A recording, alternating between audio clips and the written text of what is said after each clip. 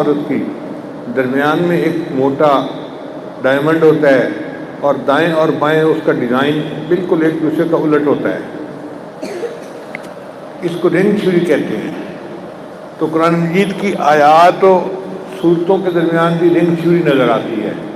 مثال کے طور پہ میں نے آیت الکرسی کی مثال پیش کی تھی کہ آیت الکرسی کے 9 ٹکڑے بنتے ہیں۔ یہ تو ایک آیت ہے نا، ایک آیت ہے آیت الکرسی، قرآن مجید کی سب سے بڑی عظمت والی آیت ہے حدیث پاک کے مطابق۔ اس کے 9 ٹکڑے بنتے ہیں، 1 2 3 4 5 6 7 8 9۔ تو اگر اس کو ہم دیکھیں تو 1 2 3 4 5 پانچواں ٹکڑا بنتا ہے وَلَا يُحِيطُونَ بِعِلْمِهِ بِشَيْءٍ مِّنْ عِلْمِهِ إِلَّا بِمَا شَاءَ۔ یہ ہے اصل ڈائمنڈ جو اس نگینہ جو دکھانا چاہتے ہیں اللہ تعالیٰ۔ پھر اس کے بعد اگلا جو ہے وہ پچھلے سے ملتا ہے، اگلا اس سے پچھلے سے، پھر آگے ایسے ہے جیسے 5 4 3 2 1۔ تو آیت الکرسی کے اندر گویا پوری رنگ تھیوری یا نیکلس تھیوری اس کو ثبوت ملتا ہے۔ پھر سورہ بقرہ جو پورے قرآن مجید کا خلاصہ اور نچوڑ ہے، اس کے اندر بھی یہی رنگ تھیوری سامنے آتی ہے۔ اس میں بھی 9 قسم کے مضامین بیان کیے گئے ہیں۔ پہلا مضمون ایمان اور کفر کے بارے میں ہے، دوسرا مضمون اللہ تعالیٰ کی تخلیقات کے بارے میں ہے، تیسرا مضمون بنی اسرائیل والوں کو اللہ تعالیٰ نے احکامات دیے، اور چوتھا مضمون اللہ تعالیٰ نے ابراہیم علیہ السلام کو آزمایا وَإِذِ ابْتَلَىٰ إِبْرَاهِيمَ رَبُّهُ بِكَلِمَاتٍ۔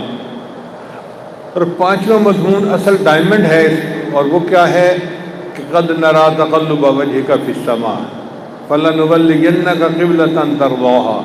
یہ جو آیتیں ہیں نا کہ اللہ تعالیٰ بیت المقدس سے قبلہ کو کعبہ کی طرف منتقل کرتے ہیں، یہ اصل پوری صورت کا نچوڑ ہے۔ اور یہ بہت بڑی بات ہے، بہت بڑا میسج ہے، بہت بڑا پیغام ہے کہ آج کے بعد پہلے ادیان ختم ہو گئے، اب دنیا میں نیا دین ہوگا، اور اس نئے دین کا مرکز بھی الگ ہوگا، جدا ہوگا، اور قیامت تک اب یہی مرکز رہے گا۔ یہ پانچواں مضمون ہے۔ پھر چھٹا مضمون دیکھیں تو اس میں ہے کہ ایمان والوں کو آزمایا جائے گا، وَلَنَبْلُوَنَّكُمْ بِشَيْءٍ مِّنَ الْخَوْفِ وَالْجُوعِ۔ ادھر تھا ابراہیم علیہ السلام کو آزمایا گیا، ادھر ہے ایمان والوں کو آزمایا جائے گا۔ پھر اس مضمون کے بعد ایمان والوں کو اللہ نے احکام دیے کہ اللہ تعالیٰ تمہیں اس چیز کا حکم دیتا ہے، اس چیز کا حکم دیتا ہے۔ پھر اس کے بعد اللہ تعالیٰ کی تخلیق اور علم کے بارے میں آیت الکرسی ہے۔ پھر آخر پہ جو 2 آیتیں ہیں سورہ بقرہ کی، ان میں وہی مضمون ہے جو پہلی آیتوں میں تھا، آمن الرسول بما انزل الیہ من ربہ والمؤمنون کل آمن باللہ وملائکتہ۔ یہ وہی مضمون ہے جو سورہ بقرہ کی ابتدا میں۔ تو آخری 2 آیتوں کا اور پہلی آیتوں کا ایک جیسا مضمون ہے، اور درمیان کے مضمون ملتے ملتے یہ ایک نیکلس بن جاتا ہے جو گلے میں ڈالا جاتا ہے۔ تو یہ تھیوری بھی اپنی جگہ بہت خوبصورت ہے۔ جن مفسرین نے اس تھیوری کے اوپر کام کیا ہے وہ کہتے ہیں کہ قرآن مجید کی ساری صورتوں کو اگر اکٹھا کیا جائے تو یہ 19 گروپ بنتے ہیں، صورتوں کے گروپ 19 بنتے ہیں۔ ان میں سے 9 اور 9 گروپ ایک دوسرے کے معکوس ہیں، اور 19واں جو ہے نا وہ درمیان میں اصل مقصد ہے، وہ سورہ یاسین بنتی ہے، جس کو قرآن مجید کا دل کہا گیا۔ کوئی بندہ نہیں جانتا تھا کہ قرآن مجید کا دل کیوں کہا ہے نبی علیہ السلام نے۔ اب سمجھ میں بات آتی ہے کہ مضامین کے اعتبار سے سورہ یاسین کے اندر جو مضمون ہے وہ قرآن مجید کا نچوڑ اور لب لباب ہے، جس میں اللہ قسم کھا کر فرماتے ہیں یاسین والقرآن الحکیم انک لمن المرسلین۔ اللہ قسم کھا کر اپنے محبوب کی رسالت کا اقرار فرماتے ہیں، اظہار فرماتے ہیں۔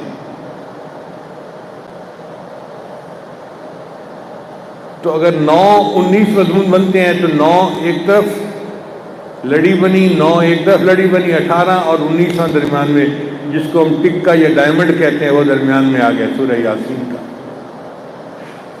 پوری زندگی گزر جائے اور ہم قرآن مجید کے علوم و معارف کو سمجھنا شروع کریں تو ہم پورے معارف کو نہیں سمجھ سکتے، بلکہ ہم تو 1% بھی نہیں سمجھ سکتے، پورے معارف کو سمجھنا تو بہت دور کی بات ہے۔ بہرحال اب قصہ مختصر کرتے ہوئے ہم سورہ الرحمن کی طرف آتے ہیں کہ اللہ تعالیٰ نے اس سورت کو الرحمن کے لفظ سے شروع کیا۔ اچھا، یہ سورہ الرحمن جو ہے نا، اس سے پہلے سورہ القمر تھی۔ سورہ القمر اللہ تعالیٰ کی جلال کی اور جبروت کی نشانی ہے، اور سورہ الرحمن اللہ کی رحمت اور رحمت کی نشانی ہے۔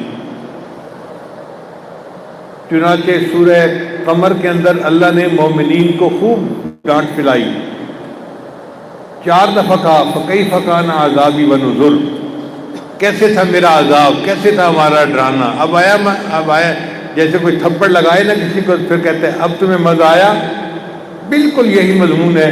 اللہ فرماتے ہیں فَكَيْفَ كَانَ عَذَابِي وَنُذُرِ بِأَيِّ آلَاءِ رَبِّكُمَا تُكَذِّبَانِ، اے انسانوں اور جنوں کے گروہ، تم اپنے رب کی کون کون سی نعمتوں کو جھٹلاؤ گے۔ یہ محبت اور پیار کا کلمہ ہے۔ جیسے ماں اگر بچے کو ناراض ہو کے جو ہے نا غصہ کر بیٹھے اور بچہ رو پڑے تو ماں پھر کچھ کافی دیر اس کو پیار کرتی ہے، تو تو میرا بیٹا ہے، تو میری جان ہے، تو میرا پیارا ہے، اس کو تسلی دیتی ہے۔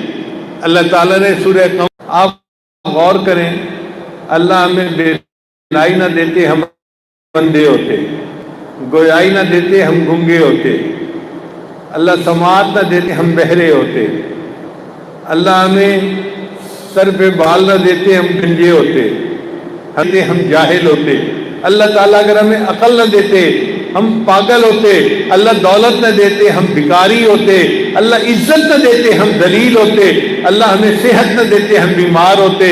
آج جو عزتوں بھری زندگی ہم گزارتے پھر رہے ہیں، یہ اللہ کا فضل اور احسان ہی تو ہے۔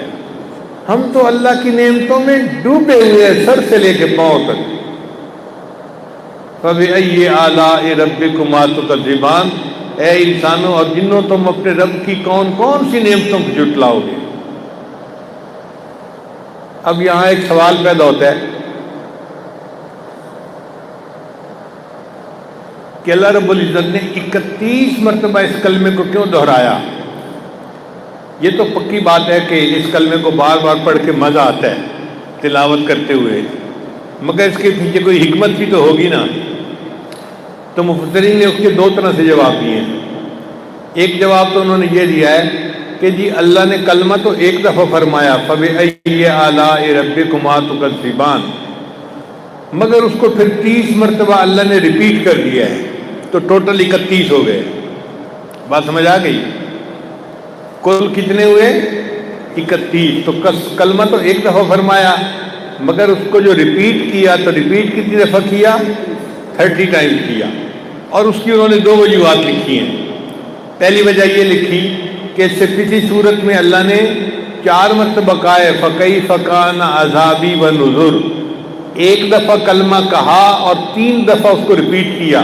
وہ چونکہ ڈانٹ پلانے والا کلمہ تھا اور 3 دفعہ اللہ نے ڈانٹ پلائی، اس کے بدلے میں اللہ نے سورہ الرحمن میں 30 مرتبہ تسلی کا کلمہ کہہ دیا، تاکہ میرے ایمان والے بندے پریشان نہ ہو جائیں کہ اللہ تعالیٰ ہم سے ناراض ہو گئے۔ نہیں میرے بندوں، میں تو تم سے راضی ہوں، تم تو میرے ایمان والے بندے ہو نا، اس لیے میں تم سے راضی ہوں۔ تو 30 مرتبہ اللہ نے یہ کلمہ کہا فَبِأَيِّ آلَاءِ رَبِّكُمَا تُكَذِّبَانِ۔ اور بعد نے فرمایا کہ نہیں، مہینے کے 30 دن ہوتے ہیں، تو اللہ تعالیٰ نے 30 مرتبہ فَبِأَيِّ آلَاءِ رَبِّكُمَا تُكَذِّبَانِ فرمایا، تاکہ مومن احساس کرے کہ جیسے مہینے کے ہر دن میں اللہ کی نعمت ہوتی ہے، میں روزی کھاتا ہوں، میں کام کرتا ہوں، تو 30 مرتبہ میں نے اقرار کرنا ہے، اے اللہ میں آپ کی نعمتوں کا اقرار کرتا ہوں، میں آپ کا شکر گزار بندہ ہوں، میں آپ کا ناشکرہ بندہ نہیں ہوں۔ بعض مفسرین نے کہا کہ اچھا یہ بھی اچھی توجیہ ہے کہ 3 مرتبہ ڈانٹ پلائی تو 30 مرتبہ تسلی دی، مگر کلمہ تو 31 مرتبہ کہا گیا نا، 31 مرتبہ، تو اس کی کیا ریزن ہے؟ تو انہوں نے کہا کہ جی 31 مرتبہ کہنے میں حکمت یہ ہے کہ دنیا میں انسان جو اللہ کی نعمتوں سے لطف اندوز ہوتا ہے تو اللہ تعالیٰ کی 8 صفات ہیں جن کو صفات ثبوتیہ کہتے ہیں۔ صفات ثبوتیہ اللہ تعالیٰ کی ایسی صفتیں جن میں کوئی تبدیلی نہیں آتی۔ کچھ تو ہے نا عدلنے بدلنے والی، جیسے اللہ زندگی بھی دیتا ہے موت بھی دیتا ہے، تو کبھی محیی ہے اور کبھی ممیت ہے، کبھی اس صفت کا ظہور ہو رہا ہے کبھی اس صفت کا۔ مگر کچھ ایسی صفات ہیں جو مستقل ہیں، جیسے حیات، علم، سمع، بصر، ارادہ، قدرت، یہ اللہ تعالیٰ کی صفات ثبوتیہ کہلاتی ہیں۔ یہ 8 بنتی ہیں۔ تو صفات ثبوتیہ کتنی ہیں؟ 8۔ انہوں نے کہا کہ 8 صفات ثبوتیہ کی وجہ سے دنیا میں ہمیں اللہ کی نعمتیں ملتی ہیں، لہذا 8 تو صفات ثبوتیہ ہو گئی۔ پھر اس کے بعد جہنم کے 7 دروازے ہیں، لہا سبعۃ ابواب، قرآن مجید میں ہے۔ اور اللہ تعالیٰ نے مومن کے لیے وہ 7 دروازے بند کر دیے۔ تو 8 صفات ثبوتیہ اور 7 جہنم کے 7 دروازے بند ہوئے، تو 8 اور 7 کتنے ہو گئیں؟ 15 ہو گئیں۔ اور جنت کے 8 دروازے ہیں۔ جنت کے کتنے دروازے ہیں؟ 8 دروازے ہیں۔ اور ہر مومن کو آخرت میں 2 جنتیں ملیں گی، تو کتنے دروازے ہو گئے 2 جنتوں کے؟ 16 دروازے جنت کے ہو گئے اور 7 دروازے جہنم کے بند ہو گئے، اور 8 صفات ثبوتیہ، تو 15 اور 16 کو جمع کریں تو 31 بن جاتی ہیں۔ ان کا کہ اس لیے چونکہ 31 نعمتیں اللہ کی بندوں پر تھیں، اللہ نے 31 مرتبہ اس کلمے کو دہرایا، فَبِأَيِّ آلَاءِ رَبِّكُمَا تُكَذِّبَانِ، تم اپنے رب کی کون سی نعمتوں کو جھٹلاؤ گے۔ تو یہ بات سمجھ آ گئی کہ کلمہ 31 مرتبہ کیوں دہرایا گیا۔ بعض نے کہا کہ 31 نعمتوں کے بدلے 31 مرتبہ کلمہ، 8 صفات ثبوتیہ کی ایسی نعمتیں جو دنیا میں ملی، اور پھر آپ کی رحمت بندوں پہ خرچ بھی بے انتہا ہو رہی ہے، آپ رحمان بھی ہیں، چنانچہ اللہ کی رحمت جتنی خرچ ہو رہی ہے کوئی دوسرا رحمانیت کی صفت نہیں رکھتا۔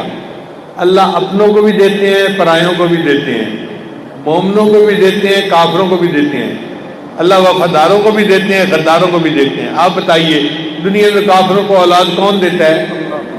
صحت کون دیتا ہے؟ دنیا کا مال کون دیتا ہے؟ دنیا کی عزت کون دیتا ہے؟ اللہ مومنوں کو بھی حکومت آتے ہیں۔ سبحان اللہ، اللہ رحمان بھی ہیں، رحیم بھی ہیں۔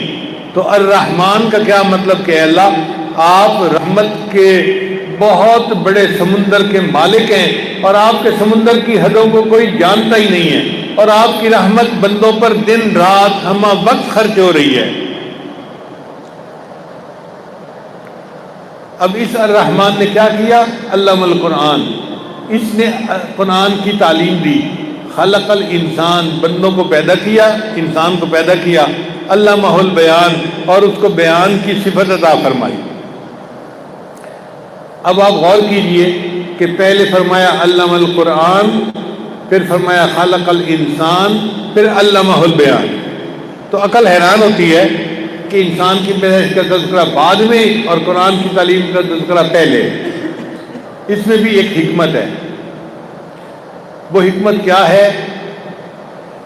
اس کو کہتے ہیں ترتیب مرتبی، کہ مرتبے کی اللہ نے ترتیب کا خیال رکھا۔ علم القرآن کا مصداق نبی علیہ السلام بنتے ہیں، اللہ کے حبیب جن کو اللہ نے قرآن دیا۔ تو علم القرآن کا مصداق کون بنتا ہے؟ نبی علیہ السلام بن گئے۔ اور خلق الانسان کا مصداق کون بنا؟ آدم علیہ السلام بن گئے۔ اور علمہ البیان کا مصداق ساری مخلوق بن گئی۔ اللہ نے مرتبے کا خیال رکھا، پہلے نبی علیہ السلام کا تذکرہ، لہذا فرمایا علم القرآن خلق الانسان علمہ البیان۔ اور بعض مفسرین نے کہا کہ نہیں، اللہ نے ترتیب طبعی کا خیال رکھا ہے، کہ نعمتوں میں جو طبعی ترتیب تھی اس کا خیال۔ مثلا انسان کا بولنا ایک بڑی نعمت ہے، پھر اس سے بھی بڑی نعمت ہے انسان کا پیدا ہونا، اور اس سے بھی بڑی نعمت ہے انسان کو قرآن کا علم حاصل ہونا۔ تو اگر نعمتوں کی ترتیب کا خیال رکھا جائے تو بھی سب سے پہلے قرآن آتا ہے، پھر انسان۔ تو ترتیب طبعی دیکھیں یا ترتیب مرتبی دیکھیں تو صورتوں کی آیت کی ترتیب یہی بنتی ہے: الرحمن علم القرآن خلق الانسان علمہ البیان. یہاں تک بات سمجھ آ گئی؟ کیوں جی؟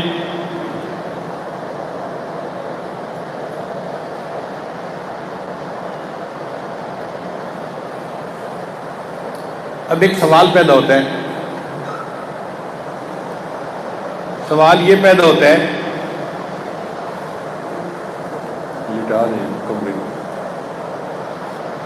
سوال یہ پیدا ہوتا ہے کہ یہاں پر اللہ تعالیٰ نے قرآن مجید کے علم کا تذکرہ پہلے کیا اور انسان کی تخلیق کا تذکرہ بعد میں کیا.